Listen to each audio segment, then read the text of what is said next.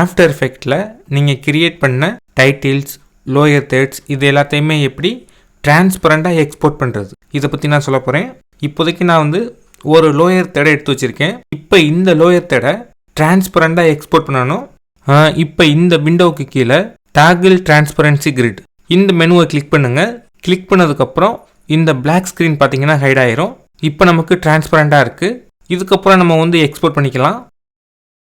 File menu இதில் எக்ஸ்போர்ட்டில் add to render Q இதை நீங்கள் ப்ரெஸ் பண்ணுங்கள். இதுக்கப்புறம் பாட்டமில் ரெண்டர் செட்டிங்ஸ் இதில் எதையுமே சேஞ்ச் பண்ண வேணாம். நீங்கள் கஸ்டமைஸ் பண்ணணும் அப்படின்னா கஸ்டமைஸ் பண்ணிக்கோங்க.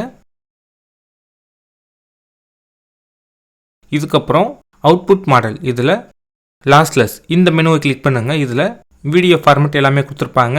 நீங்கள் வந்து சேனல்ஸ் இந்த மெனுவை கிளிக் பண்ணுங்கள். இந்த மெனுவில் ஆர்ஜிபி ப்ளஸ் ஆல்பா இதை நீங்கள் வந்து செலக்ட் பண்ணிக்கிட்டு சேவ் கொடுத்துருங்க. இப்போ நான் வந்து ரெண்டர் இந்த பட்டனை ப்ரெஸ் பண்ணுறேன். இப்போ நமக்கு வந்து ரெண்டர் ஆகிக்கிட்டு இருக்கு பார்த்தீங்கன்னா தெரியும். இந்த லோயர் தேர்ட் ரெண்டர் ஆனதுக்கப்புறம் நீங்கள் வந்து எல்லாத்துக்குமே எடுத்து யூஸ் பண்ணிக்க முடியும். டிரான்ஸ்பரண்டாக இருக்கும்.